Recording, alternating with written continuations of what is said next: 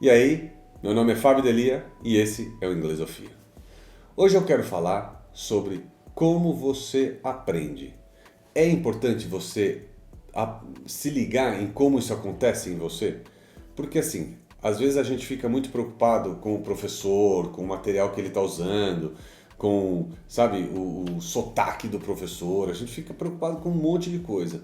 Só que a gente não presta atenção em como a gente está fazendo a nossa parte, né? Todo mundo busca o melhor caminho para si, né? Tem gente que gosta de ler, tem gente que gosta de escrever, tem gente que gosta só de ouvir, que a gente já falou um pouco disso em outros vídeos. Claro que na vida corrida do dia a dia, às vezes a gente não tem muito tempo e tem gente que até acredita que dá para aprender dormindo, né? Então compra um curso lá de evolua do nível 1 ao 6 em 10 horas de sono, ou aprenda 1.000 palavras dormindo. Umas coisas meio assim maluca, né? Porque é impossível aprender dormindo. Se fosse possível, né? Acho que todo mundo já seria especialista em um monte de coisa, né? Você plugar ali o Matrix, pum, dormiu, acordou, pá, tô sabendo tudo. Não é assim que funciona. Aprender leva tempo e leva energia, leva dedicação. Então, a gente precisa estar sabendo como é que isso acontece com a gente, né? É assim, o professor e o conteúdo que ele usa são auxiliares, porque no fundo, quem aprende é o próprio aluno, a própria aluna. É um processo individual, o aprendizado. Então, a gente precisa tomar muito cuidado com isso, porque não dá para a gente terceirizar a responsabilidade de aprender, muito menos nesse nosso caso, aprender uma língua. Aprender significa lembrar. Então, se você não lembra, você não aprendeu, porque como é que você pode dizer que você aprendeu se você não lembra, não consegue usar aquilo de uma forma sem ter que estar olhando o caderno, sem ter que estar pesquisando, então você não aprendeu, né? Então, o que é a memória? Tem um psicólogo que tem a teoria do processamento, a teoria de processamento de informação. E essa teoria do psicólogo Richard C. Atkinson, ele fala que tem camadas de memória, né? Tem a memória que é sensorial, a memória que é de curto prazo, a que é de longo prazo. E para você ir passando de uma camada para outra, tem certas coisas que favorecem que isso aconteça, né? De acordo com ele, por exemplo, o foco, quando você dá foco naquilo lá, você presta atenção, você se engaja com aquilo, favorece. Se você repete aquilo, favorece. Se você cria estratégias de fazer associação para você guardar aquilo de uma forma, putz, olha, isso aqui tem a ver com isso, também favorece para esse conhecimento descendo e indo para uma camada mais profunda para você lembrar ele por mais tempo, né? Então, como que a gente pode fazer isso? E o que eu vejo é que tem umas três formas que os alunos brasileiros gostam de pensar quando pensam em estudar, que elas acham vai favorecer todo esse processo, né? O primeiro método, a primeira crença que eu gosto de falar é essa ideia do professor nativo e da imersão, né?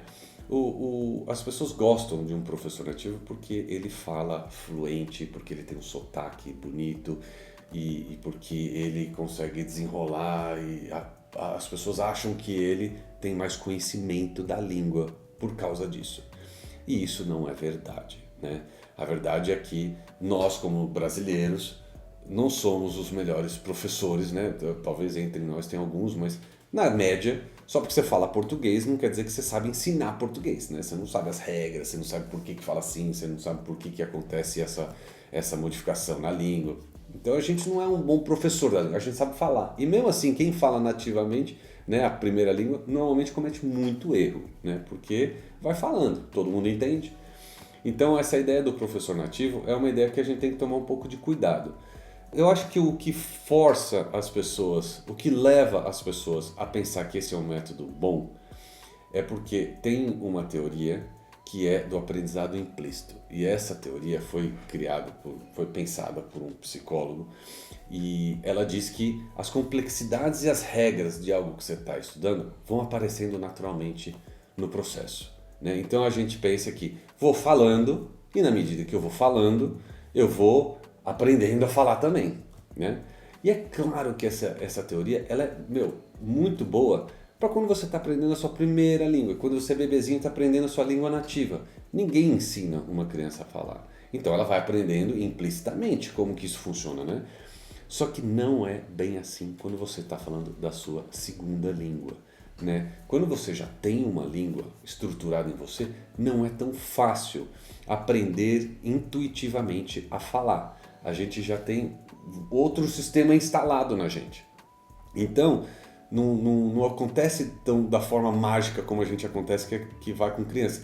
E pelo contrário, a gente morando no Brasil, falando muito pouco inglês, né? Falando 1, 2, máximo 3 horas por semana, não tem input suficiente para a gente conseguir perceber essas regras, né? A gente está tendo muito pouco input.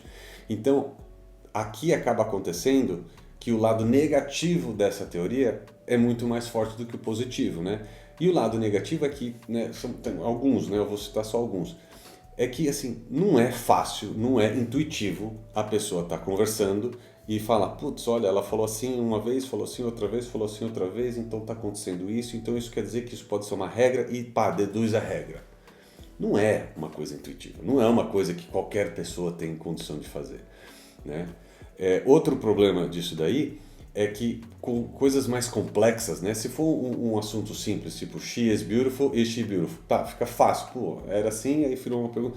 Tá, mas tem estruturas mais complexas que você fala uma vez a cada 10 dias e não fica tão fácil você perceber um padrão, né? Porque é um certo tipo de inteligência você perceber padrões, né? E outra coisa que eu acho muito prejudicial nesse sentido é que nem todo mundo consegue fazer isso igual. Então, se você tem mais pessoas estudando com você, acaba que uns vão mais longe, outros ficam muito... Então, cria muito desnível entre as pessoas que estão estudando juntas, né? Se for aula particular, isso não existe, né? Mas em grupo, isso com certeza vai acabar acontecendo, né? Bom, aí a gente chega na segunda forma que eu vejo que as pessoas mais gostam aqui no Brasil de estudar, que é gramática. Então as pessoas gostam de estudar com livro, gostam de fazer exercícios, gostam de, sabe, fazer prova, de ter uma prova de proficiência, de saber, agora eu sei o futuro, eu estudei o futuro semana passada, então eu sei o futuro, né? Eu acho esse tipo de estudo, assim, é importante, mas eu vejo que acaba fazendo parte muito mais, né, do que a facilidade em aprender ou de entender um conceito. Tem muito mais a ver com o negócio da educação, o business da educação.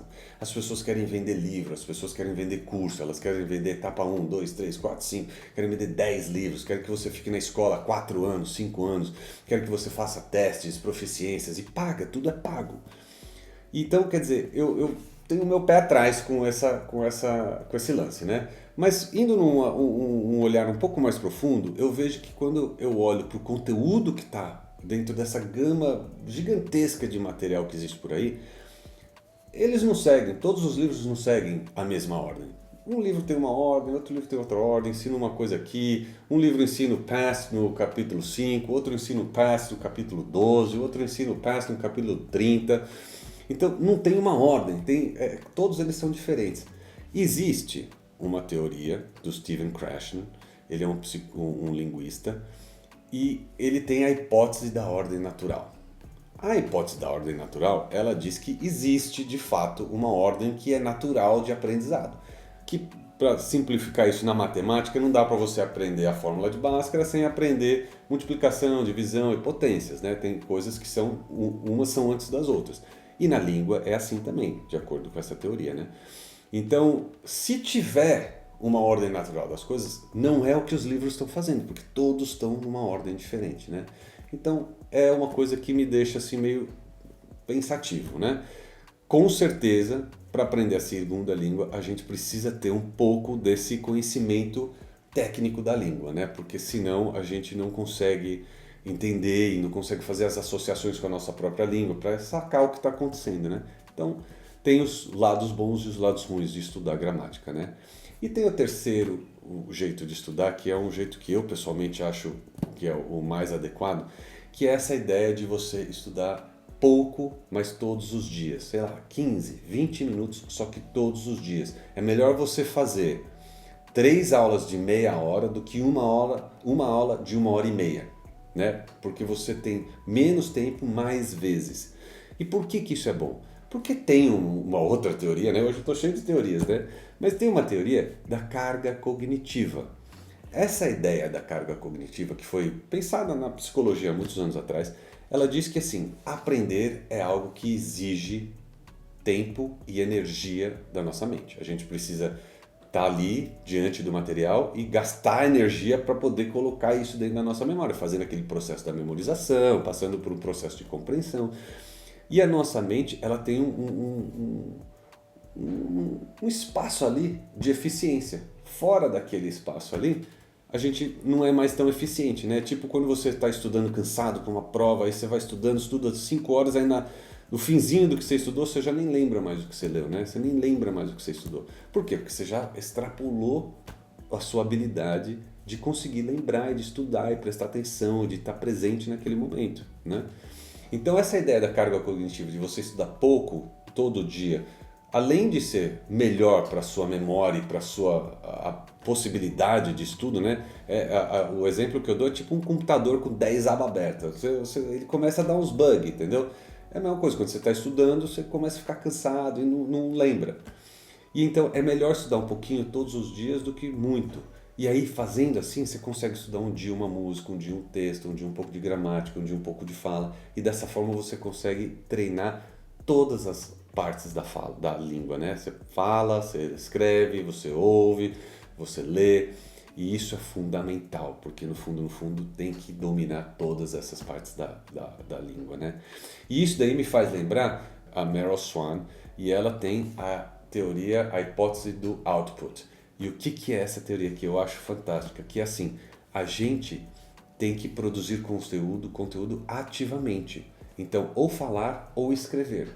Por quê? Nesse momento em que a gente está produzindo ativamente esse conteúdo, você vai travar. Você fala, caramba, como que eu vou falar isso? Eu não lembro dessa palavra, como que eu expresso isso?